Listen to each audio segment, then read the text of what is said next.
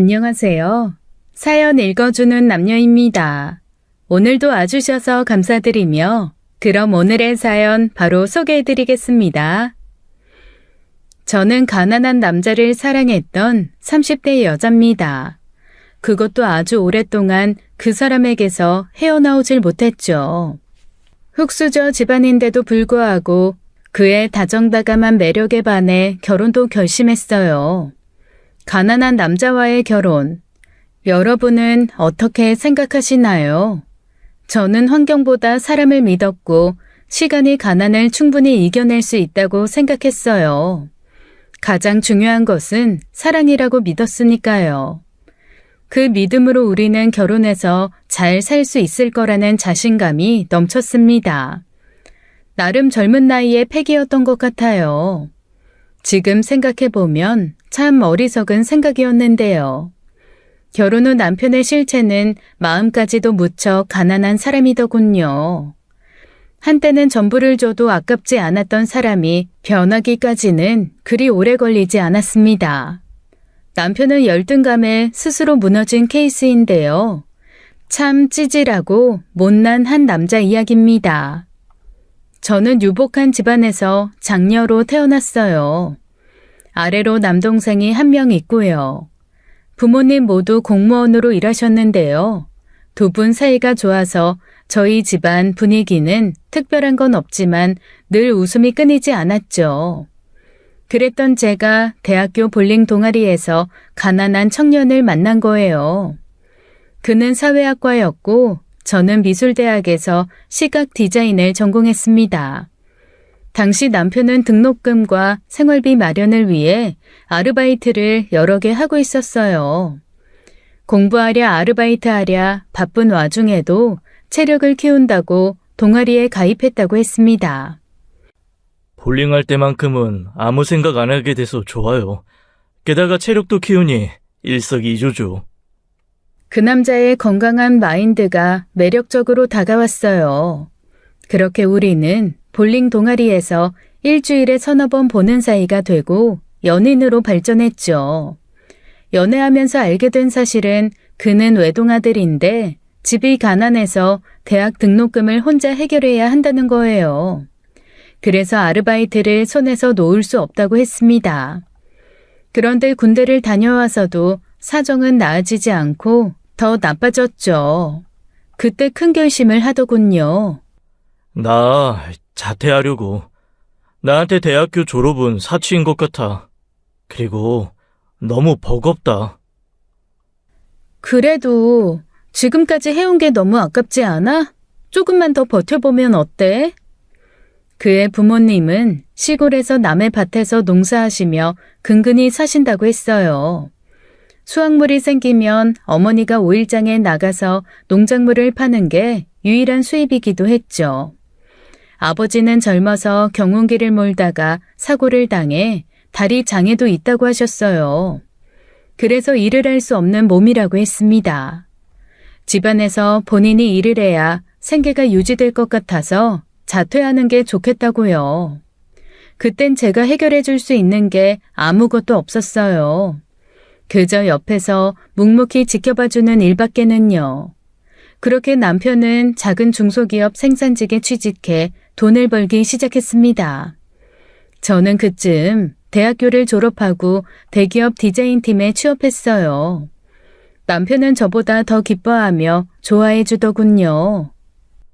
수진아, 너무 축하해. 네가 정말 들어가고 싶었던 곳 아니야? 당당히 합격한 거잖아. 정말 대단해. 고마워. 난 나만 이렇게 좋은데 취직해도 되나 싶어서 미안했는데 축하해줘서 너무 고마워. 자기 일처럼 기뻐해주는 남편을 보니 그땐 이 남자를 놓치고 싶지 않았어요. 저는 그때 이 남자와 결혼을 결심했던 것 같습니다. 그런데 그 시기 남편의 아버님 건강이 급격히 안 좋아졌던 때였어요. 당시 남편이 회사에 다니면서 받은 월급이 280만 원이었거든요. 근데 그중 100만 원을 부모님 생활비로 지원하고 있더군요. 자식된 도리를 다하는 남편의 효심이 지극정성이더라고요. 담담하게 제게 말하는 모습이 오히려 멋져 보였습니다. 그래서 제가 먼저 결혼하자고 말을 꺼냈어요. 남편은 예상하지 못했던 말인 듯 깜짝 놀라더군요. 결혼? 지금 너도 알다시피 아버지 병원비로 지출이 많아서 저축도 많이 못했고 부모님 생활비도 당분간 내가 감당해야 하는데. 준비가 돼야만 결혼할 수 있는 거야? 둘이 살림 합치면 돈도 훨씬 빨리 모을 수 있지 않을까? 그리고 그건 당신이 효심이 깊어서 그런 걸. 나도 다 이해해. 괜찮아. 그리고 남편의 경제적 상황에 제가 조금이라도 도움이 되고 싶었어요. 그의 어깨에 짊어져 있는 무거운 짐을 함께 나누고 싶었습니다. 그러자 남편은 미안하고 고맙다면서 저를 안아주더군요. 그렇게 저희는 8년 연애 끝에 결혼을 했습니다. 결혼 당시 남편은 모아둔 돈이 2천만 원 뿐이었어요. 여윳돈이 있던 저희 부모님이 결혼자금 3억을 빌려주시고 제가 모아둔 돈을 합쳐서 서울에 있는 전셋집을 마련해 신혼생활을 시작했습니다. 저희 부모님도 효심 가득한 남편을 좋게 보셨죠. 시부모님도 저를 무척이나 아끼고 좋아해 주셨습니다. 신혼여행에 다녀온 후 시댁에 갔던 날이었어요. 누가 사위에게만 씨암탉 잡아준다고 했나요? 시댁 뒷마당에는 작은 닭장이 있었어요. 제가 시댁에 막 도착했을 때쯤 어머님께서 닭을 잡는다고 난리가 아니었습니다. 인기척을 느끼신 어머님은 곧장 남편을 소환하셨죠. 지원아, 얼른 와보거라.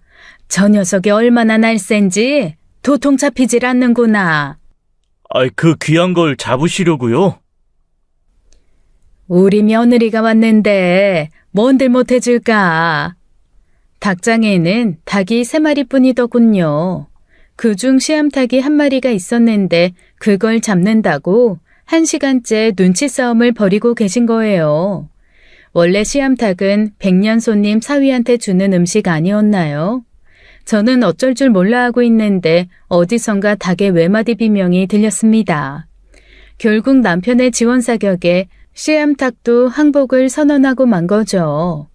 어머닌 단번에 닭을 잡아 물이 펄펄 끓는 솥단지에 넣으시더군요. 저는 처음 보는 광경에 충격 아닌 충격을 받았어요. 닭 잡는 모습은 처음 봤거든요. 저희 남편은 늘 봐온 풍경인지 아무렇지 않아 하더군요. 오히려 저를 보며 귀여워하더라고요. 당연히 낯선 환경에 어색해하는 모습이 시어머니 눈에도 띄었겠죠. 제게 따뜻하게 한마디 하시더군요. 도시에서만 살아서 이런 거 처음 보지? 놀랐어? 그래도 맛은 아주 좋을 거야. 그때 마루에서 지켜보시던 시아버지도 한마디 거두시더라고요. 새아가가 많이 놀랐구만 그래. 그래도 이 씨암탉은 아무나 주는 게 아니라고. 우리 며느리니까 주는 거지. 인자하게 웃으시는 시아버지, 그리고 여장부처럼 씨암탉을 잡아 요리하시는 시어머니, 돈 없이는 사셔도 저에 대한 사랑만큼은 흘러 넘치는 두 분이셨죠. 어느새 저희를 위한 밥상이 다 차려졌어요. 언제 이렇게 준비하셨나 싶을 정도로 진수성찬이었습니다. 남편도 혀를 내두를 정도였다니까요. 어머니, 언제 이렇게 많이 준비하신 거예요? 여태껏 한 번도 보지 못했던 상차림인데요. 정말 상다리 부러지겠어요. 아니다. 차린 게 없어서 어떡하니? 수진이 입맛에 어떨지 모르겠구나. 어서 먹어봐라. 저는 뭐부터 젓가락을 가져가야 할지 모르겠더군요. 그때 어머님이 닭다리를 쭉 뜯어서 제 밥그릇에 놓아주셨어요. 그리고 제가 먹기만을 기다리고 계셨죠. 저는 숟가락에 밥을 듬뿍 떠서 먹었습니다. 그리곤 닭다리도 손으로 잡고 열심히 뜯었어요. 어머님의 눈빛이 반짝반짝 빛이 나더군요. 맛있어?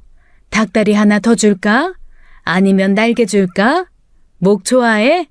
아니면 닭가슴살? 하루 종일 요리하시느라 정작 어머님이 배고프실 텐데 어머님의 온통 관심사는 제게 있으시더라고요. 저는 어머님께 최고의 찬사를 보냈습니다. 어머님, 너무 맛있어요.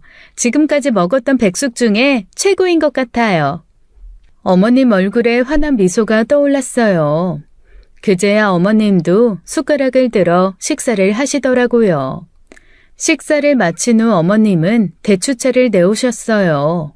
그리곤 해줄 수 있는 게 이런 것들 뿐이라면서 미안해 하셨습니다. 식기 전에 얼른 먹어라. 그리고 우리 며느리가 돼줘서 고맙구나. 우리 형편이 이래서 누가 우리 지원이랑 결혼해 주려고 할까 걱정이 많았는데 참 고마워. 그리고 미안하고. 그러니까 말이야. 이 시아버지라는 사람은 장애인이고 남들이 보면 흉볼까 무섭지 않아. 그런데도 그런 거 신경 전혀 안 쓰고 정말 고맙네. 시부모님은 제게 고맙다고 하시는데 오히려 제가 더 시부모님의 사랑을 받았어요. 때 되면 농사지은 감자, 고구마, 고추 등 아낌없이 보내주시고요. 맞벌이라 끼니 챙기기 쉽지 않다면서 반찬도 넉넉하게 챙겨주셨어요. 그렇게 시부모님 사랑으로 신혼생활을 즐겼습니다. 그리고 1년의 세월이 훌쩍 지났죠. 어머님의 씨암탉 덕분이었을까요? 그 귀한 사랑 덕분에 저희에게 복덩이가 선물처럼 찾아오더군요. 저는 결혼 이후로 모든 게 잘 풀렸어요. 남편과의 사이도 시부모님과의 관계도 무엇 하나 안 좋은 게 없었습니다. 게다가 회사에서도 승승장구했어요. 제가 밀어붙인 아이디어가 타깃층에게 반향을 일으키면서 인기를 끌었거든요. 그때부터 중요한 임무는 모두 제가 맡았던 것 같아요. 그렇게 능력을 인정받으니 또 열심히 일하게 되더라고요. 그런데 그때 제게 예기치 못한 상황이 생기더군요. 바로 제가 임신을 한 거예요. 당시 일을 하냐 마냐에 있어서 남편과 많은 이야기를 했던 것 같습니다. 아무래도 편하게 할 수 있는 직종은 아니었으니까요. 저는 여기서 멈추고 싶지 않아서 남편을 설득했습니다.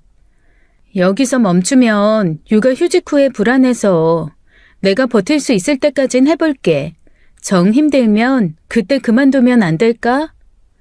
남편은 일에 있어서 저를 꺾을 수는 없었어요. 그렇게 저는 거의 만삭 때까지 회사에 나가서 일을 했습니다. 임산부가 할 수 있는 일을 찾아가면서 했던 것 같아요. 다른 동료들에게 폐를 끼치면서까지 할 수는 없었으니까요. 그리고 저는 그해 여름 복덩이 같은 딸을 품에 안았습니다. 고생했다, 고생했어. 우리 손녀 너무 예쁘구나. 부모가 된 저와 남편은 열심히 육아도 했답니다. 전 육아휴직을 내고 1년 동안 육아를 전담하며 딸과 시간을 보냈어요. 시간은 빠르게 흘러 딸의 돌잔치를 하는 날도 오더군요. 그렇게 전 딸의 돌잔치를 끝남과 동시에 육아휴직을 마치고 회사에 복귀했습니다. 그리고 복귀하자마자 바로 중요한 임무가 주어지더군요. 저는 그 임무까지 완벽하게 해내며 화려한 신고식을 했어요. 그 결과 초고속 과장 진급을 앞두고 있었죠. 그 누구도 제가 과장 진급이 되는데 의심하지 않았어요. 수진 씨 참 대단해. 이번 과장 진급에 수진 씨 말고 누가 있겠어? 근데 아이디어는 어디서 어떻게 생각해내는 거야? 진심 궁금하다니까. 그런데 모두의 예상이 빗나간 결과가 저를 기다리고 있더군요. 저도 제가 과장이 될 줄 알고 있었거든요. 회사는 저의 무엇이 못마땅했을까요? 과장은 제 남자 후배에게 돌아갔습니다. 모두가 뒤에서 수군거렸어요. 사실 그 남자 후배가 한 게 없었거든요. 제 보조 역할만 한 것뿐인데 왜 어떤 능력이 인정돼서 과장이 됐을까? 저는 도저히 납득할 수가 없더군요. 당장 부장님에게 물어봐야 직성이 풀릴 것 같았어요. 안녕하세요, 부장님. 제가 왜 과장 진급에서 떨어진 거예요? 뭐? 지금 과장 안 됐다고 나한테 따지려고 온 거야? 네. 전 솔직히 이해가 안 돼서요. 이번에 디자인 아이디어도 제 기획력이었고 모두 제 손을 거친 건데 아무것도 안 한 후배가 과장 진급한 게 용납하기가. 제 말을 끊고 부장이 씁쓸하게 웃으며 말하더군요. 자네 육아휴직 간 사이에 그 자리 메꾸느라 박 대리가 얼마나 고생했는지 알아? 그 공을 인정해서 이번에 과장 진급해준 거로 아는데 그게 그렇게 불만인가? 그럼 애를 낳지 말든가. 같은 여자 상사가 게다가 본인도 겪어온 일에 이렇게 이야기하니 저는 황당함을 넘어서 서운하기까지 하더라고요.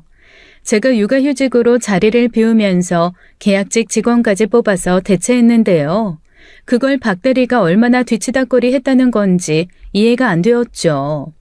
그냥 육아휴직을 써서 미운털이 박혔다고 솔직하게 말했다면 덜 서운했을 것 같습니다. 한창 회사에서 필요했던 인재가 임신하자마자 바로 육아휴직을 해버렸으니 괘씸죄나 받아라 뭐 이런 건가 싶었어요. 회사 입장도 이해가 됐지만 아무리 그래도 이건 아니라고 생각했습니다. 저는 그 자리에서 바로 사직서를 제출했어요. 이게 뭔가? 사직서? 네, 사직서입니다. 육아휴직해서 부당하게 승진 누락당한 거면 저도 이 회사에 더는 열정 바치고 싶지 않아요. 그럼 안녕히 계세요. 그렇게 저는 복직하자마자 백수가 됐어요. 그리고 제 이름으로 작은 디자인 회사를 차리기로 결심했죠. 처음엔 남편이 반대하더군요. 이미 디자인 회사는 넘쳐났고 사업이 처음인 저에게 쉽지 않을 거라고요. 그런데 전 저의 능력을 믿어보기로 했어요. 결국 남편도 제 손을 잡아주더군요. 그때 갑자기 친정 부모님이 찾아오셨습니다. 별일이 다 있다. 우리 딸 얼마나 속이 상했을까. 너무 걱정하지 말어. 다 잘 될 거야. 아버지도 허락했어. 우리가 1억 정도 보탤 수 있으니까 그니까 하고 싶은 거 하는데 쓰였으면 좋겠구나. 아니야, 엄마. 나 퇴직금 나올 거야. 그걸로 작게 시작할 거니까 너무 걱정하지 마. 괜찮아. 저의 거절에도 친정 부모님은 사업 자금으로 1억 원을 지원해 주셨어요. 그렇게 생각보다는 여유롭게 회사를 차릴 수 있었죠. 이 소식을 어떻게 들었는지 예전 회사에 있을 때 함께 일한 적이 있던 클라이언트가 연락을 주더군요. 수진 씨, 회사 차렸어? 안 그래도 다시 수진 씨한테 일 맡기고 싶었는데 잘 됐다. 우리가 이번에 제품 브랜딩 하는데 수진 씨가 필요해. 저의 능력을 좋게 봐주셨던 식품회사 직원이었어요. 전 보란 듯이 잘해내고 싶었습니다. 제 이름을 걸고 시작한 회사의 첫 프로젝트이기도 했으니까요. 첫 프로젝트 결과는 대성공이었어요. 이 작업으로 인해서 의뢰가 물밀듯이 들어왔죠. 저 혼자로는 감당이 안 돼서 직원도 6명까지 늘리게 됐어요. 창의적인 아이디어가 넘치고 시간의 한계도 줄어들다 보니 일이 더 잘 되더군요. 디자인 회사 창업은 그야말로 대박이 난 거예요. 그 누구도 예상하지 못했던 성공을 가장 기뻐해 준 사람은 다름 아닌 남편이었습니다. 정말 놀랍다. 난 당신이 해낼 줄 알았어. 정말 축하해. 시간이 흐를수록 디자인 회사는 더 잘 나갔어요. 일이 잘 될 때는 월 순수익이 2, 3천만 원을 찍기도 했습니다. 하루는 오랜만에 휴가를 내고 시댁으로 향했어요. 한동안 시부모님을 찾아뵙지 못했거든요. 평일이라 남편은 일을 뺄 수가 없어서 딸과 저만 둘이 함께 갔죠. 그런데 도착한 시댁에는 한기가 가득하더군요. 아무리 초겨울이라고 해도 너무 춥게 지내고 계시더라고요. 반갑다며 제 손을 감싸는 어머님의 손도 차갑다 못해 얼음장 같았습니다. 어머니, 왜 이렇게 춥게 지내고 계세요? 보일러 좀 켜시지. 이러다 감기 걸리세요. 감기 독하게 걸리면 병원비가 더 들어요. 아유, 괜찮다, 괜찮어. 늘 이렇게 지내는 걸 뭐. 어머님이 말씀하시는 동시에 방 안에서 아버님의 기침 소리가 들리더군요. 아버님은 이미 감기에 걸리신 것 같았어요. 아버님, 괜찮으세요? 병원 다녀오셨어요? 저는 얼른 방 안에서 저를 기다리고 계신 아버님을 뵈러 발걸음을 옮겼습니다. 아버님은 몸살까지 나셨는지 패딩 점퍼를 입고 목도리도 칭칭 감고 계시더라고요. 아버지는 괜찮다. 약 먹었어. 걱정하지 마. 우리는 네가 걱정이지. 회사는 괜찮니? 우리는 지환이가 생활비까지 끊길래 걱정돼서 잠도 제대로 못 잤어. 사정이 많이 안 좋은 게냐? 저는 망치로 머리를 한 대 얻어맞은 것 같았어요. 어머님이 당최 무슨 소리를 하고 계시는지 한동안 이해가 안 되더라고요. 목소리까지 잠긴 시아버지가 다시 한번 말씀하셔서 알게 됐습니다. 회사가 얼마나 사정이 안 좋으면 생활비까지 끝나 싶었지. 지금까지 그런 적이 없었는데 전화해서 물어보고 싶은데 네가 힘들까봐 그것도 못하겠고 안 그래도 걱정이 많았단다. 저는 처음 듣는 이야기였어요. 남편이 시부모님에게 생활비를 끊는 거를요. 효심이 지극했던 남편이 그럴 리가 없다고 생각했죠. 그래서 저는 부모님께 다시 한번 확인했습니다. 언제부터 생활비를 못 받으신 거예요? 한 3개월 됐다. 그래서 지금 이렇게 추운데 난방도 안 켜고 서늘하게 지내고 계시는 거예요? 제 말에 속마음을 들킨 듯 어머님이 화들짝 놀라시더군요. 저는 얼른 두 분에게 오해를 풀어드려야 했습니다. 아니에요. 회사 너무 잘 되고 있어요. 걱정하지 마세요. 지환 씨가 무슨 사정이 있나 봐요. 제가 한번 알아볼게요. 그리고 앞으로 생활비는 제가 드릴 테니까 난방비 아끼지 마시고 따뜻하게 지내세요. 네? 그러냐? 회사 잘 돼? 아유, 그러면 잘 됐구나. 안 좋은 거 아니면 됐어. 너는 뭐든 잘하는 아이니 잘 됐구나 그래. 어머님은 그제야 환한 웃음으로 저를 안심시켜 주셨어요. 그리곤 바로 생활비에 대해서는 사양하시더군요. 우리가 어떻게 너한테까지 생활비를 받겠니? 아니다. 지환이가 무슨 사정이 있겠지. 그러지 말거라. 아니에요. 저 어머님께 용돈 드릴 만큼 충분히 벌고 있으니까 걱정하지 마세요. 아셨죠? 그러니까 받으세요. 어머님은 제 손을 잡고 눈물을 뚝뚝 흘리시더라고요. 고맙고 미안하다는 말을 몇 번을 들었는지 모르겠습니다. 저는 어머님의 사랑 가득한 밥상으로 든든하게 배를 채우고 집으로 돌아왔죠. 그리고 퇴근한 남편을 붙들고 물었어요. 부모님 생활비 지원 끊었어? 언제부터 끊은 거야?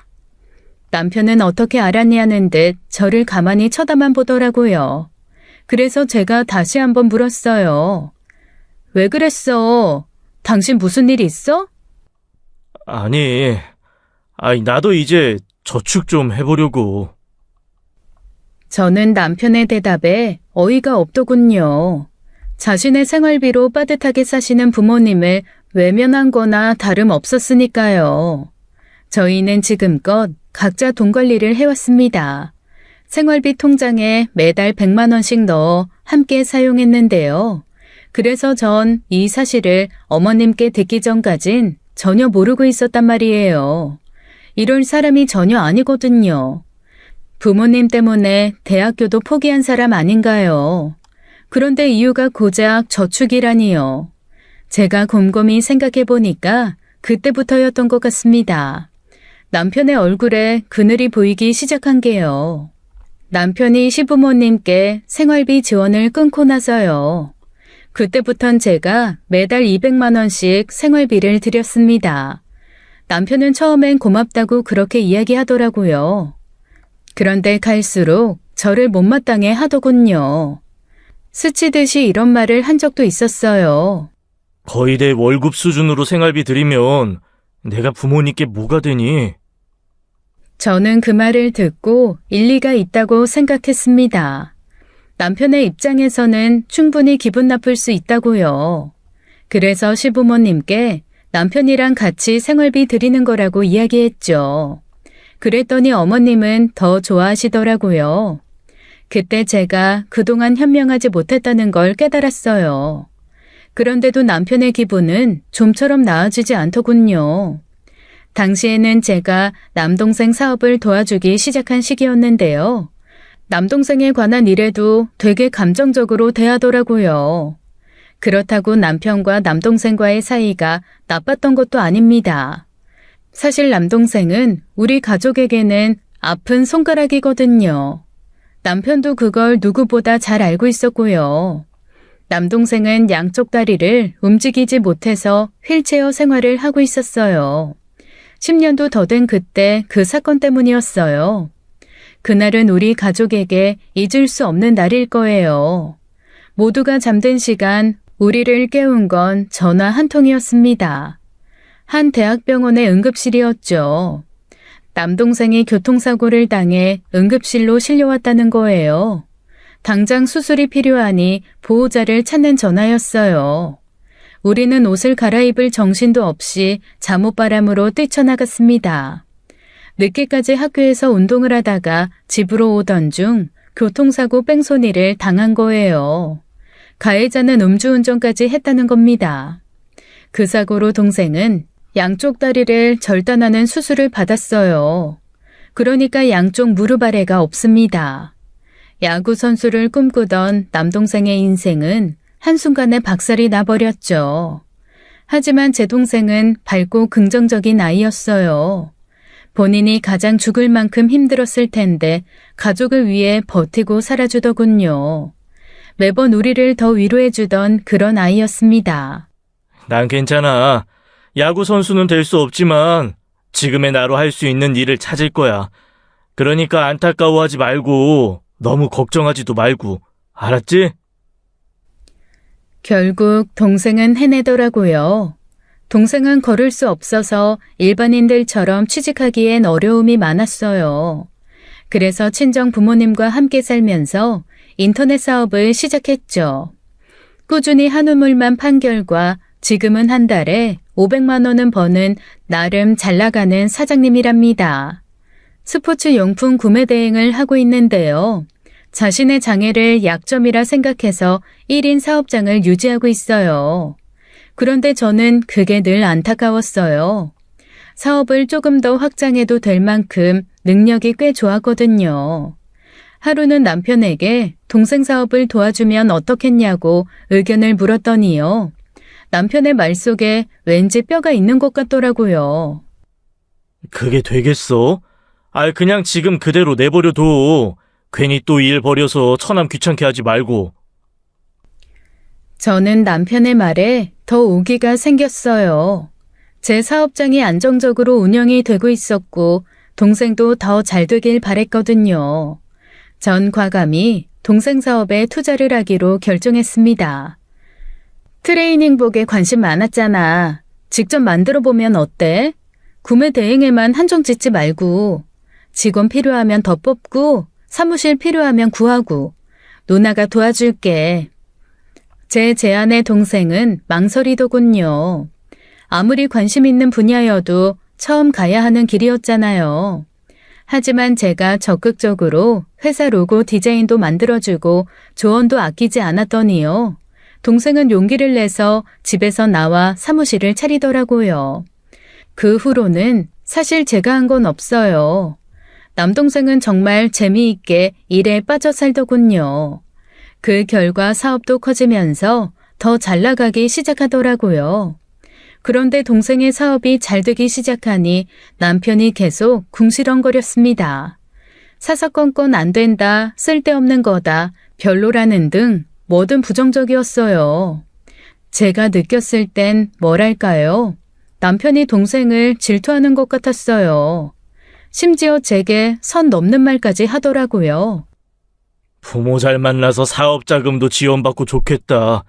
솔직히 그런 기반이 있으니까 이렇게 성공할 수 있었던 거 아니야? 맨 땅에 헤딩했으면 이렇게까지 잘 됐을 것 같아? 안 그래? 당신도 인정하지? 제 일에도 진심으로 기뻐해 주었던 남편이 맞나 싶을 정도였어요. 남편이 질투의 화신이 된 건 작은 이모의 회가변 때였을 겁니다. 처음부터 남편은 그 모임에 함께 가고 싶어 하지 않았어요. 굳이 이모님의 회가변까지 가야 하냐고 몇 번이나 물었으니까요. 그런데 친정 부모님이 함께 자례하기를 원하셔서 저희는 어떻게든 참석해야 했습니다. 약속 시간이 저녁이라 늦지막이 준비해서 갔죠. 한 고급 한정식 집이었어요. 평소 자주 보지 못했던 친정 식구들이 한데 모여 있더군요. 어림잡아 30명은 더 돼 보였어요.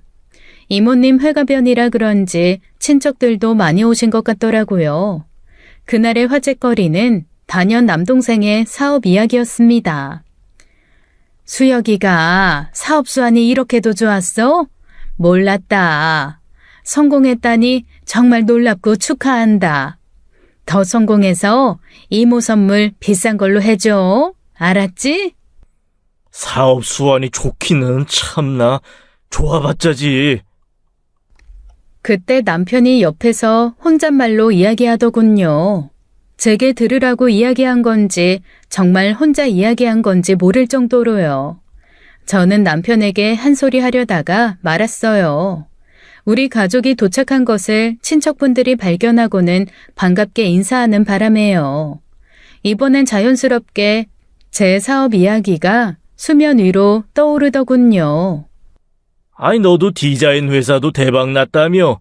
아니 어떻게 남매가 사업을 이렇게 다 성공을 시켜? 엄마가 매일 자랑을 해. 정말 축하한다. 본인이 투자하시고 자랑을 하신다. 이번에도 남편은 혼잣말을 하더군요. 게다가 빈정거리는 말투로요. 그런데 가만히 듣다 보니까 저도 슬슬 기분이 나쁜 거예요. 하지만 분위기상 화를 낼 수도 없고 속으로만 열불을 식히고 있었죠. 친척들은 저희 남매 사업 이야기에 더 열을 올리느라 정신이 없었습니다. 남편은 내내 뚱한 표정으로 구시렁거리며 앉아 있었어요. 밥도 제대로 안 먹는 것 같았어요. 그 모습이 신경 쓰였는지 친정아빠가 사위 챙겨준다고 옆자리로 오시더군요. 정서방, 아유 와줘서 고맙네. 많이 먹었나? 더 먹게나, 응? 친척들이 많아서 정신이 좀 없지? 그러네요. 정신이 하나도 없어서 먹으면 체할 것 같아서 못 먹을 것 같아요. 남편의 뾰로통한 대답에 친정 아빠도 민망했는지 헛기침을 여러 번 하시더라고요. 저는 순간 버럭할 뻔한 걸 참느라 애썼던 것 같아요. 아무리 그래도 사위 챙긴다고 온 장인어른한테 그게 할 소린가요? 나 건들지 마시오. 얼굴에 대놓고 써놓고 앉아서 그게 뭐 하는 짓인가요? 어린애도 그렇게는 안 할 거예요. 저는 계속 마음속에 참을 인자를 새겼습니다. 그렇게 친정집 행사가 끝나고 며칠 아무 일 없다는 듯 지나갔어요. 그런데 마치 폭풍 전야와도 같았다고 해야 할까요? 얼마 후 정말 거센 바람이 불긴 불더군요. 저희는 양가 부모님의 도움 없이 딸아이를 키우고 있었습니다. 제가 아이 어린이집 등원을 시키고 출근하는 편이었고요. 다른 회사보다 퇴근 시간이 1시간 빨랐던 남편이 딸을 하원시키는 경우가 많았어요. 그런데 그날 클라이언트와 긴 회의를 마치고 휴대전화를 본 저는 경악했습니다. 부재중 전화가 수십 통이 찍혀 있었거든요. 발신자는 딸의 어린이집이었어요. 저는 급하게 담임 선생님에게 전화를 걸었어요. 어머님, 왜 이렇게 연락이 안 되세요?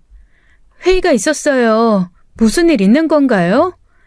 아버님이 하원하러 안 오셨어요. 지금 2시간이나 지났어요. 저는 담임 선생님의 말에 시계를 봤어요. 돌봄 시간이 끝나도 끝났을 시간이었죠. 시간을 확인하자마자 놀라서 짐부터 얼른 챙겼습니다. 우리 딸아이 때문에 선생님들도 퇴근을 못하고 있었거든요. 일도 제대로 마무리 짓지 못한 채 회사에서 뛰쳐나갔습니다. 다행이었던 것은 회사에서 어린이집이 그리 멀지 않았던 거예요. 저는 선생님을 보자마자 몇 번이나 죄송하다고 고개 숙여 사과했는지 모릅니다.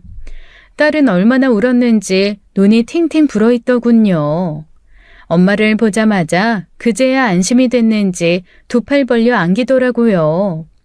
저는 딸을 품에 꼭 안고 집으로 돌아왔어요. 남편은 집에도 없었습니다. 전화해도 받질 않았어요. 남편에게 화가 났지만 일단 딸부터 챙기는 게 먼저였습니다. 밥부터 차려서 먹이고 씻기고 놀아주고 재웠죠. 그랬더니 시간이 벌써 10시가 다 됐더군요. 그런데도 남편은 깜깜무소식이었습니다. 제가 전화를 했는데도 돌아오는 답은 없었어요. 그렇게 2시간이 더 흐른 후 고요한 집안에 도어락 번호 누르는 소리가 들리더라고요. 남편은 술을 얼마나 마셨는지 몸도 제대로 못 가누더군요. 그 모습을 보니 저는 더 화가 났어요. 대체 뭐하고 다니는 거야? 제니, 당신이 하원시키는 거 아니었어? 하원 못 시키면 나한테 미리 얘기라도 해줬어야지. 뭐? 미리 이야기해주면 당신이 하원시키기라도 하게? 요즘 엄마 노릇하는 게 뭔데? 그깟 돈 몇 푼 더 번다고 유세 떠는 거냐? 남편은 꼬부라진 혀로 저를 비꼬기 시작하더군요. 내가 엄마 노릇 못하는 게 뭔데? 사업하면서도 애 케어 다 내가 했어. 당신은 하원시켜준 거 말고 또 뭐가 있는데? 그거 가지고 생색내는 거야 지금? 남편은 할 말이 없었는지 아무 말도 하지 않더라고요.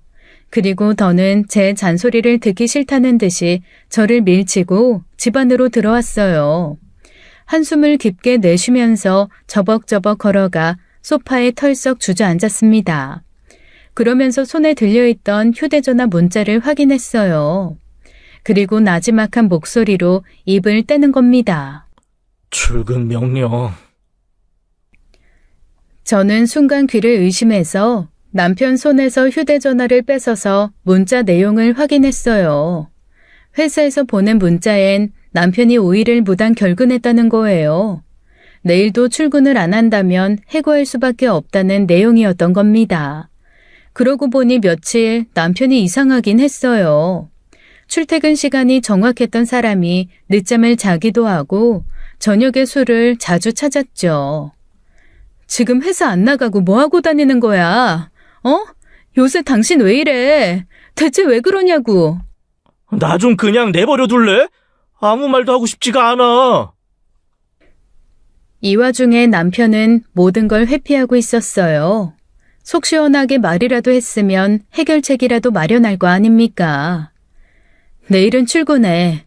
내일도 출근 안 하면 해고라잖아. 당신 해고당하고 싶어? 해고당하기 싫으면 출근해. 남편은 제게 아무런 대꾸도 없었어요.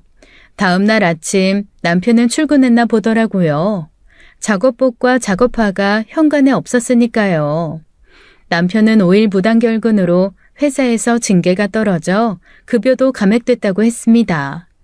저한테 티는 내지 않았어요. 그렇게 또 몇 달 잘 다니나 싶었는데 후폭풍이 몰아쳤습니다. 남편이 다니는 회사는 자동차 부품을 만드는 회사예요. 직원이 70명 정도 되는 중소기업입니다.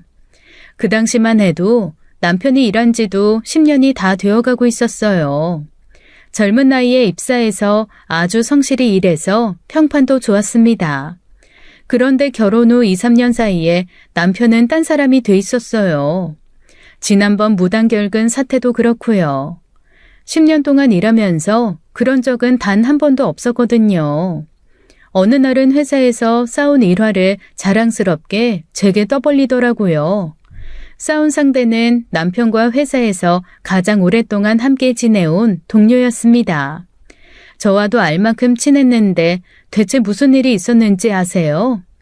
남편이 무단결근했을 때 이 친구가 야근까지 하면서 급한 일을 막았다고 하더군요. 그걸로 밥을 사라 술을 사라 계속 졸랐다는 겁니다. 약속을 했는데도 친구가 자꾸 성가시게 해서 싸웠다는 거예요. 그러면서 보기 좋게 한 방 먹였다면서 말해줬는데요. 난 회사 당장 그만둬도 마누라 돈 잘 벌어서 괜찮다고. 넌 지금 나가봐야 밥벌이 할 수 있냐고 한 방 먹였다.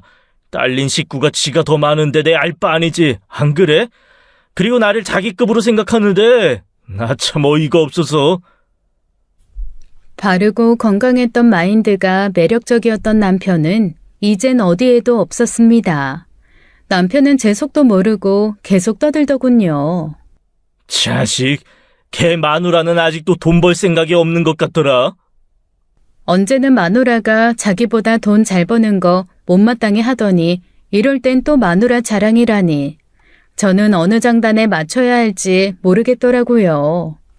하루는 퇴근했더니 남편이 누가 봐도 싸운 얼굴로 소파에 앉아 있었습니다. 입가는 찢어져 피가 굳어 있었고 눈 주위는 시퍼렇게 멍이 들어 있었어요.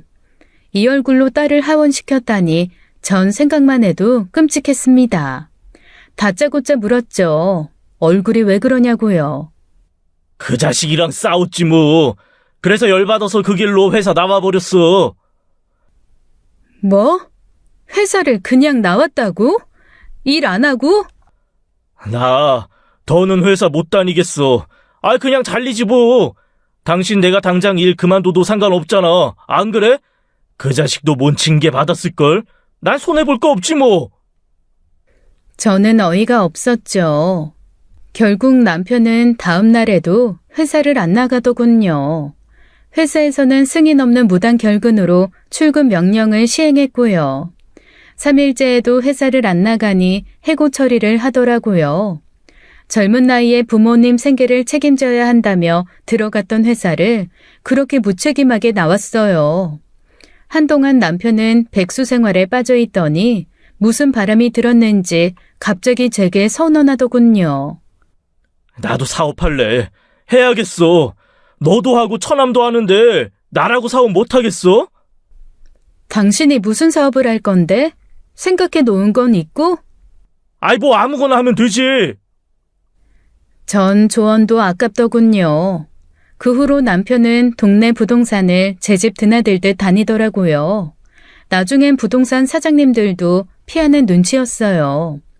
아니 왜 부동산 사장님한테 사업 아이디어를 묻나요? 그렇게 1년간 저를 들들 볶아댔습니다. 여기에 무인가게 내면 어때? 인건비도 아끼고 좋잖아. 저긴 곱창집 내면 괜찮겠어. 아저씨들 많이 살잖아. 여기는 아줌마들 많이 지나다니니까 커피 체인점 하나 내도 좋겠다. 하루에도 12번이나 사업 아이템이 바뀌었어요. 그렇다고 자기 돈으로 사업하겠다는 것도 아니었어요. 돈은 있어서 사업한다고 나대는 거야? 퇴직금 받은 거 있는데, 당신이 좀 보태줘야지. 처남도 보태줬잖아. 그럼 나한테 투자해, 공평하게. 결국 전 남편을 한 번은 도와주자고 결심했습니다. 그래서 남편의 사업 자금을 마련해줬죠. 그런데 남편은 무슨 생각인지 등산로 주변 상가만 보러 다니다가 괜찮은 곳을 발견했다면서 바로 계약하더군요. 그리고 곱창 전문 식당을 개업했습니다. 산행하러 갔다가 내려오는 등산객들 상대로 곱창을 팔겠다면서요. 그런데 장사가 잘 될 리가요. 어디 노력 없이 거저 얻어지는 게 있나요? 제가 한 1억 원을 지원해줬거든요. 보기 좋게 5천만 원을 반년 만에 날려먹었습니다. 그러면서 하는 말이 저를 황당하게 만들었어요. 그래도 가게 보증금 5천만 원은 회수했어. 다행이지? 아무튼 주방장이 문제였어. 요리 좀 한다는 사람인 줄 알았는데 빈 깡통이었다니까. 자기 반성이라곤 눈꽃만큼도 없었어요. 그리고 또 다른 사업을 하겠다고 난리를 치더라고요. 이번에는 김치 사업이었습니다. 그런데 한 사람을 더 끌어들이더군요. 바로 시어머님이요. 어머님의 김치 담그는 솜씨는 저도 인정해요. 손맛이 정말 좋으시거든요. 그런데 사업에 어머님까지 끌어들이는 건 안 되는 문제였죠. 어머님은 몸이 불편한 아버님도 돌보는 상황이었잖아요. 어린애처럼 징징거리는데 정말 보기 민망하더군요. 만 3살 딸아이도 아빠 왜 그러냐고 할 정도였어요. 엄마, 아빠 나쁜 아이 같아. 내 친구 민준이 같아. 시어머니 협조가 어려우니 그러면 남편에게 비법을 배워서 직접 해보라고 했죠. 그랬더니 놀라 자빠지더라고요. 내가? 김치를? 어떻게 담가? 아니, 어떻게 김치 사업한다는 사람이 직접 해볼 생각도 안 하고 뛰어들 생각을 할까요? 저는 남편 머릿속에 들어가 보고 싶은 심정이었어요. 그러면 본인이 김치 명인을 섭외해야겠다고 난리를 치더군요. 그리고 제게 또 한 번의 사업 자금을 보태달라며 떼를 쓰더라고요. 저는 본인의 노력으로 이루려 하지 않고 남을 이용해서 사업을 하려고 하는 게요. 도무지 이해가 안 되더라고요. 곱창집 실패 원인도 그랬어요. 모든 걸 주방장에게만 맡기고 본인은 카운터에서 계산만 하려고 했거든요. 그러니 잘 될 턱이 있었겠어요. 저는 남편에게 충격요법을 사용하기로 결심했습니다. 더는 사업에 투자 못하겠어. 곱창집도 당신이 노력한 게 뭐가 있어? 아무것도 없잖아. 그리고 김치 사업은 또 왜 하려고 하는 건데? 김치 명의는 또 뭐야? 난 당신 생각이 궁금해. 당신이 지금 돈 좀 있다, 이거야? 나 가방끈 짧다고 애둘러서 이야기하는 거지? 금수저 부모 밑에서 공부도 제대로 마친 당신이야. 뭐든 다 할 수 있었겠지. 안 그래? 그래, 난 실패자야. 대학도 졸업 못했고 사업도 실패했고. 남편은 사업 이야기를 하다가 갑자기 열등감이 폭발하더군요. 돈 좀 흐리지 마. 난 그 이야기를 하는 게 아니잖아. 사업 이야기하는 거잖아. 그러니까 부모 잘 만난 네 남매는 사업 잘만 하는데 가난한 부모 만난 난 사업도 못하니 돈 못 해주겠다는 거 아니냐고. 지금은 무슨 이야기를 해도 들어먹질 않겠다고 생각했어요. 더는 대화하고 싶지 않아 피하려고 하는 저를 남편이 막아서더군요. 예전 같지 않은 모습으로 당황하게 하는 남편에게 왜 그러냐고 따졌습니다. 당신 정말 왜 이래? 원래 이런 사람이었어? 그러자 돌아온 답은 황당하더라고요. 그래, 나 원래 이런 놈이야. 몰랐어? 저는 그 말에 머리끝까지 분노가 차오르는 걸 느꼈습니다. 이렇게 열등감에 사로잡혀 앞뒤 구분 못하는 바보인 줄 정말 몰랐죠. 이쯤 되니 남편이 정말 막 나가자는 건가 싶었어요. 우린 다툰 후에 한동안 얼굴을 쳐다보지도 않았습니다. 그런데 남편이 아주 유치하게 나오더군요. 백수가 된 후로 남편이 주로 밥을 하거나 빨래를 하는 편이었는데요. 제 옷만 빼고 빨래만 한다든지 밥은 제 것은 안 남기고 싹싹 긁어 먹는다든지요. 지지리도 못난 짓만 골라서 하더라고요. 밥 없어? 다 먹은 거야? 당신 좀 늦길래 밥 먹고 오는 줄 알았지. 돈도 많으면서 좀 사 먹고 오지 그랬어. 난 집밥이나 먹는 신세지만. 저녁은 집에서 먹는 거 알면서 그래. 그놈의 돈. 남편은 사업자금 안 보태준 거에 대한 앙심이 여전히 남아있는 듯 했어요. 제가 고개를 돌려 한심한 눈으로 남편을 계속 노려봤죠. 남편은 알면서도 제 시선을 피하더군요. 전 저녁을 밖에서 먹어본 기억이 거의 없습니다. 일이 정말 바쁠 때를 제외하면요.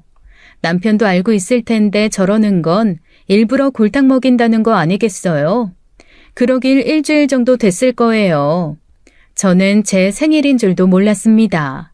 갑자기 남편이 당신 생일이니까 외식하러 나가자고 하더군요. 서로 싸운 후에 처음으로 제게 말을 걸더라고요. 저는 못 이기는 척하고 딸의 손을 잡고 나갔습니다. 웬일인지 미리 근사한 레스토랑 예약도 해놨더라고요. 딸도 스테이크가 입맛에 맞았는지 잘 먹었어요. 분위기도 그럭저럭 나쁘지 않았고요.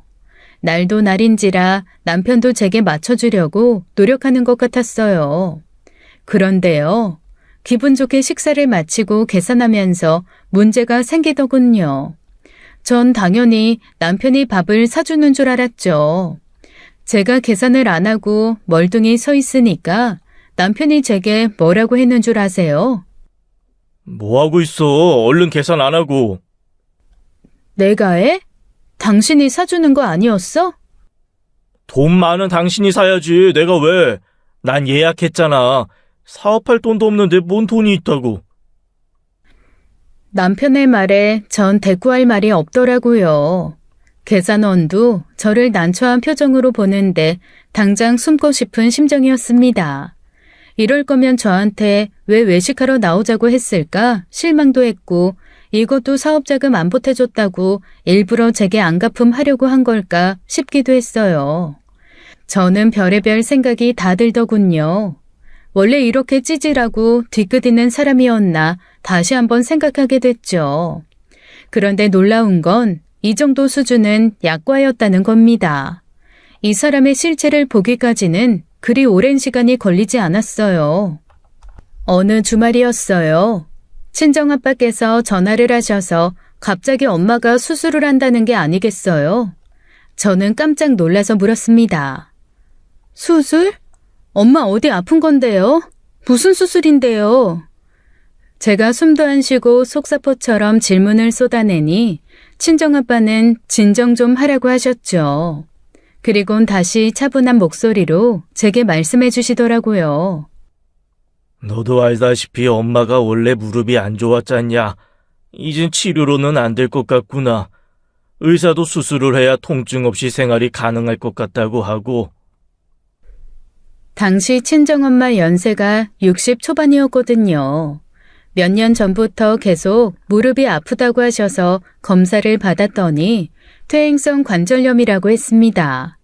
근데 연세를 드실수록 일상생활이 어려울 정도로 통증이 심했던 거죠. 걸을 때는 물론이고 쉬고 계실 때도 아프다고 하시고요. 심지어 주무실 때도 통증 때문에 잠도 제대로 못 주무신다고 괴로워하셨거든요. 그래서 꽤 오랫동안 약물 치료랑 통증 치료를 병행하며 병원에 다니셨어요. 그런데도 호전이 없어서 수술을 받기로 하신 거더라고요. 전화를 받고 나서 저는 한참 생각했습니다. 제가 사업 시작할 때 부모님의 지원이 없었다면 더 어렵고 힘들었을 거예요. 그래서 전 그 마음에 보답하고 싶었습니다. 당연히 친정엄마 수술비는 제가 내는 게 맞다고 생각했어요. 바로 친정아빠께 말씀드렸어요. 아빠, 이번 엄마 수술비는 제가 내고 싶어요. 그러니까 거절하지 마셨으면 좋겠어요. 제 마음이니까 꼭 받아주세요. 아셨죠? 아니다. 너희도 사느라 바쁠 텐데 우리까지 신경 쓸 필요 없어. 괜찮다. 보내지 마라. 알았지? 아니 너 이러라고 전화한 거 아니니까 부담 갖지 말고. 알겠냐? 친정 부모님은 그 이후에도 몇 번이나 제게 전화해서 수술비에 대해서 신신당부하셨어요. 그렇게 며칠의 시간이 지나고 친정엄마 수술 당일이었습니다. 저는 회사에 일주일 휴가를 내고 병원으로 향했어요. 남편과 딸을 데리고 병원으로 가는 길이었어요. 생명이 오가는 중대한 수술은 아니었지만 그래도 조금 떨리더군요. 그런데 또 눈치 없이 남편이 심술을 부리더라고요. 남편 사업자금 보태줄 돈은 없으면서 엄마 수술비 내줄 돈은 있나 봐. 어떻게 고민하지도 않고 수술비를 자기가 낸다고 해. 뭐? 지금 당신 뭐라고 했어? 저는 떨리기도 하고 수술 시간에 늦지는 않을까 계속 긴장한 채였어요. 내내 친정엄마 걱정뿐이었죠. 그런데 남편은 이 와중에도 자기 사업자금 안 보태준 걸로 제게 투정을 부리더라고요. 지금 장모 수술 앞두고 그게 할 소리니? 수술비하고 사업자금하고 같아? 당신 눈에는 같아 보여? 뭐가 다른데? 사업은 당신 남편 미래가 걸려 있는 건데, 그리고 장모님이 중내산에 하는 그런 수술하시는 것도 아니고, 저는 말하고 있는 남편의 주둥이를 손바닥으로 막아버렸어요. 더는 상대하고 싶은 마음이 없었거든요. 그리고 벌써부터 힘을 빼고 싶지 않았습니다. 병원에 도착하자마자 저는 친정엄마의 수술 준비를 도왔어요. 저는 수술실로 들어가는 친정엄마를 바라보는데 울컥하더라고요. 그런데 거기서도 남편은 계속 구시렁거렸습니다. 장모님이 수술실 들어가는 직전까지도 좋은 소리 한 번 안 한 사람이요. 입만 대빨 나와서 빈정거리기만 하더군요. 아이고, 이게 뭐 대단한 수술이라고 수술비가 그렇게나 비싸? 저한테만 들리는 거리여서 다행이라고 생각했습니다. 최대한 눈빛에 환한 감정을 담아 남편에게 보냈습니다. 그러자 남편은 제 시선을 피하면서 입을 다물더군요. 친정아빠까지 있는 마당에 큰 소리 내고 싶지 않아 저는 가까스로 참았습니다. 그렇게 엄마는 수술을 마치고 입원실로 이동했어요. 무릎 인공관절 수술을 받아서 길면 3주는 입원해야 한다고 하더라고요. 첫 주는 제가 휴가를 써서 엄마 옆에서 간호를 해드렸어요. 그때 친정엄마가 수술비에 관해서 이야기하시더군요. 무슨 돈을 그렇게 많이 줬어. 신경 쓰지 말라고 했는데. 내가 내고 싶었어요. 나 결혼할 때도 그렇고 사업 시작할 때도 엄마 아빠 도움 없었으면 어려웠을 거예요. 그거에 비하면 얼마 안 되는 돈이에요. 그러니까 사양 말고 받으세요. 수술하고 입원하는데 필요한 돈에 조금 더 보태서 여유 있게 보내드렸거든요. 한 2천만 원 정도 될 거예요. 친정 부모님은 정산하고도 돈이 남을 것 같으니 부담스러워 하셨지만 저는 하나도 아깝지 않았어요. 그런데 남편은 사정이 다르더군요. 본인이 번 돈도 아니면서 말입니다. 말끝마다 수술비 이야기를 꺼내면서 제 속을 뒤집어 놓더라고요. 2천만 원? 아 참, 엄마한테는 2천만 원이 지갑에서 술술 나오네. 어느새 남편은 열등감 덩어리가 돼 있었어요. 왜? 당신 남편은 2천만 원도 안 되는 인간으로 보이나 보지? 그래? 하루는 다 같이 병문안을 가려고 한 날이었어요. 남편에게도 그 전날부터 이야기해 놓았고요. 그런데 남편이 아침에 나가더니 들어오지도 않고 연락이 안 되는 거예요. 저는 계속 남편을 기다릴 수가 없어서 딸이랑 둘이 병원에 갔죠. 오랜만에 손녀 본다고 친정 부모님이 얼마나 좋아하시는지요. 과일 깎는 족족 손녀 입에 들어가느라 바쁘셨습니다. 그때 요란한 소리를 내면서 병실 문이 열리는 게 아니겠어요? 저희는 깜짝 놀라서 누군가 하고 쳐다봤더니 지금까지 그렇게 전화해도 받지 않았던 남편이었어요. 그런데 술을 얼마나 마셨는지 진한 알코올 냄새를 풍기면서 제대로 걷지도 못하더군요. 전화도 안 받더니 술 마신 거야? 술 마셨으면 곱게 집으로 갈 것이지. 여기는 왜 와? 어? 왜? 나는 여기 오면 안 돼? 내가 못 올 때라도 온 건가? 그래요, 어머니? 초점 없는 눈으로 장모를 바라보면서 묻는 꼬락서니가 참 볼품없었죠.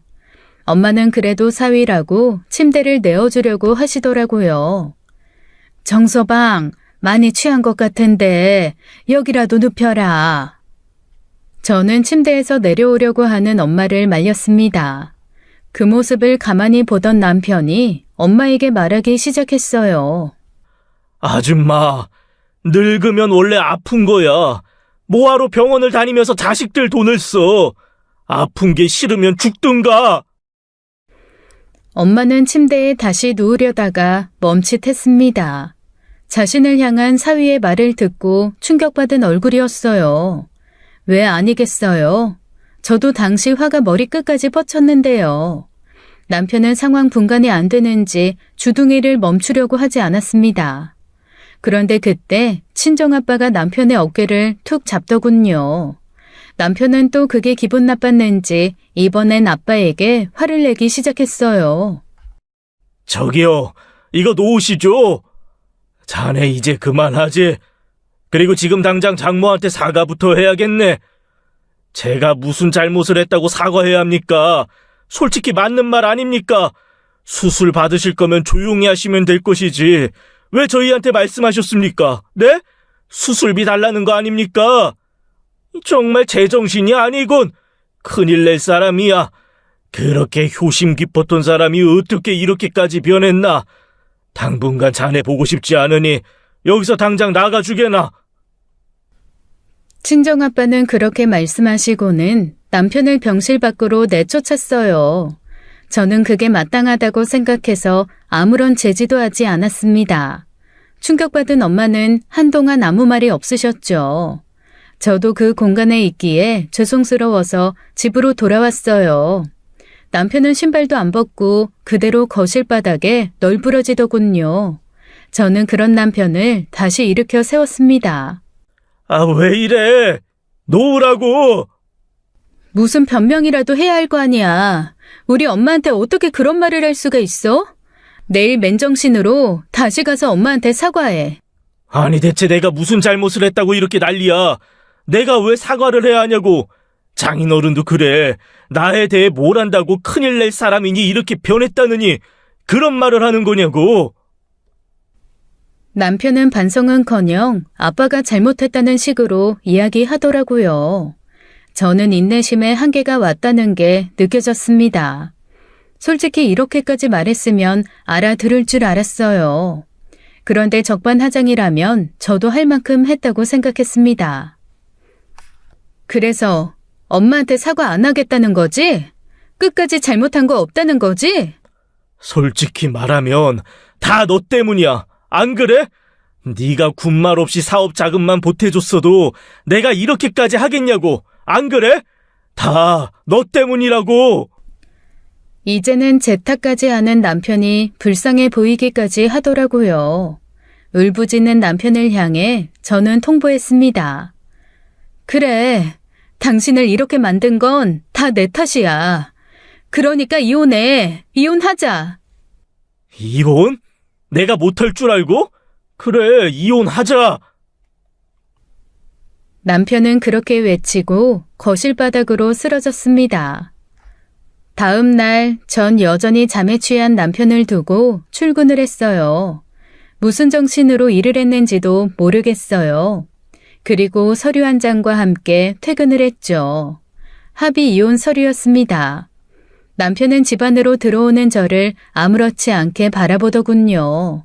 저는 남편이 있는 주방으로 가서 식탁에 앉았어요. 그리곤 식탁 위에 서류를 꺼내놓았습니다. 이게 뭐야? 합의 이혼? 어제 이혼하자며. 남편은 의자에 앉으려다가 기가 막힌다면서 펄쩍 뛰더군요. 화나면 무슨 소리를 못해. 이혼? 이런 말 함부로 하는 거 아니야. 당신 후회할 짓 하지 마. 후회할 짓? 나보고 하는 소리야? 당신 보고 이야기하는 거 아니고? 난 결정했으니까 여기 사인해. 남편은 제가 단순히 화가 나서 한 소리라고 착각하더라고요. 서류에 이미 작성해 놓은 제 인적 사항과 사인을 보더니 그제야 실감하는 것 같았어요. 그러더니 서류를 손으로 꼬깃꼬깃 구겨서 바닥에 던졌습니다. 미안해. 내가 잘못했어. 사업 때문에 그래? 그러면 사업 이야기 다시는 안 꺼낼게. 아니면 장모님한테 가서 사과할까? 이렇게 쉽게 사업 접는다는 소리가 나오다니. 그러면 지금까지 왜 그렇게 제 속을 썩인 걸까요? 장모님한테는 죽어도 사과 못하겠다더니 이혼 앞에선 장사 없었네요. 전 오히려 남편의 이런 모습이 더 화가 나더라고요. 제가 대꾸도 없이 아무런 말도 하지 않자 애가 탔는지 남편은 제 팔을 붙잡고 애걸복걸했어요. 하지만 이혼을 물으기엔 이미 늦은 것 같았습니다. 제 마음이 더는 동하지 않았거든요. 아니, 내가 더는 당신을 보고 싶지가 않아. 양육권은 내가 가져갈게. 당신도 그건 부정 못할 거로 생각해. 그리고 이혼 성사 될 때까지 떨어져 지내는 게 좋지 않겠어? 남편은 하루아침에 벼락 맞은 표정이었어요. 근데 저는 가랑비에 옷 젖듯이 남편한테 조금씩 쌓였던 게 터져버린 거죠. 그날 밤 남편은 큰 캐리어 2개를 들고 시댁으로 떠났습니다. 현관문을 나서기 전까지도 남편은 계속 다시 생각해보라며 호소했어요. 다시 생각해, 당신. 나 다시 안 그런다니까. 믿어줘. 정말 이대로 보낼 거야? 후회 안 할 자신 있어? 저는 아무 말도 안 했어요. 그저 떠나는 남편의 뒷모습만 바라볼 뿐이었습니다. 그리고 며칠 후 연락도 없이 시부모님이 집으로 찾아오신 거예요. 게다가 아버님은 몸도 불편하신데 휠체어를 끌고 오셨더라고요. 저는 깜짝 놀라서 집 안으로 얼른 시부모님을 모셨습니다. 어머님은 제 손을 잡자마자 참고 있으셨는지 눈물을 뚝뚝 흘리시더군요. 남편은 부모님께 거짓없이 이실직고한 모양이었어요. 수진아, 미안하구나. 아들 못나게 키운 어미 잘못이야. 가난한 집에서 태어나 부모님 봉양한다고 자기가 번 돈도 제대로 못 써봐서 그랬나. 누굴 탓하겠니? 다 부모 잘못이지. 정말 미안하구나. 그리고 그동안 우리 며느리 노릇하느라 정말 고생 많았다. 없는 집에 시집와서 신경 쓸 것도 많고 챙길 것도 많았을 텐데 군소리 없이 늘 딸처럼 보살펴줘서 고마웠다. 이 말하고 싶어서 왔어. 남편이 후회 안 할 자신 있냐고 묻는 말에요. 시부모님에 관해서는 차마 대답을 못할 것 같았어요. 이렇게나 정직하시고 언제나 저를 먼저 생각해 주셨던 분들이었으니까요. 따뜻하게 안아주시는 어머님 품에서 저도 한참을 울었습니다. 그리고 저도 마지막 인사를 드렸죠. 감사합니다, 어머니. 감사해요. 절 이렇게 사랑해 주시고 아껴주신 마음 저도 기억할게요. 아프지 마시고요. 오래오래 건강하세요. 아버님도요. 시부모님의 영향인지는 모르겠으나 남편은 순순히 합의 이혼 서류에 사인을 했어요. 저는 솔직히 이혼 소송까지 생각했었거든요. 재산 분할은 반반으로 협의를 받습니다. 제게 양육권을 맡겨준 것에 대한 감사의 표시이기도 했고요. 대신 매달 양육비를 받기로 했어요. 그렇게 이혼하고 우리는 함께 법원을 나왔습니다. 왜 그때 남편이 친정엄마 병실에 찾아와서 했던 말이 기억났는지 모르겠어요. 늙으면 원래 아픈 거야. 뭐하러 병원을 다니면서 자식들 돈을 써. 아픈 게 싫으면 죽든가. 그 말만 아니었으면 우리가 이혼까지는 안 했을까요? 그때 제게 인사도 없이 뒤돌아서 가는 남편의 뒷모습을 가만히 바라보았습니다. 어쩌면 평생 아버지 병원비 대느라 아무것도 못 해본 남편의 한 맺힌 말이 아니었을까요? 어머님이 제게 말씀하신 것처럼 남편은 본인이 힘들게 번 돈도 제대로 써보지도 못했잖아요. 피 끓는 청춘에 얼마나 하고 싶었던 게 많았을 거예요. 그런데 학업도 포기하고 부모님 봉양한다고 젊은 나이에 기계처럼 일했으니까요. 남편은 이혼 후에 젊은 시절로 돌아간 듯 착실하게 사는 것 같더라고요. 예전에 일했던 중소기업에 재취직해 일도 다시 시작했다고 하고요. 양육비도 매달 빠짐없이 들어오더군요. 원래 이렇게 성실하고 건강한 사람이었는데 말입니다. 무엇이 사람을 그렇게 변하게 했을까요? 남편의 열등감만 아니었으면 다 괜찮았을까요? 하지만 이제 와서 제가 그를 이해하게 됐다고 안타깝게 생각한다고 한들 바뀔 수 있는 게 뭐가 있겠어요. 이미 모두 다 끝난 일인걸요. 그저 이제부터라도 그가 본인의 삶을 살아보기를 바랄 뿐입니다. 여러분들 중에 어쩔 수 없는 상황 때문에 자신의 삶을 놓아야 한다면요. 너무 내려놓지는 마세요. 무엇보다 소중한 건 자기 자신이더라고요. 그러니 본인 인생을 위해서 사셨으면 좋겠습니다. 지금까지 제 사연 들어주셔서 감사합니다. 지금까지 사연 읽어주는 남녀였습니다. 끝까지 시청해주신 여러분 감사드리며 저희는 다음 사연으로 돌아올게요. 감사합니다.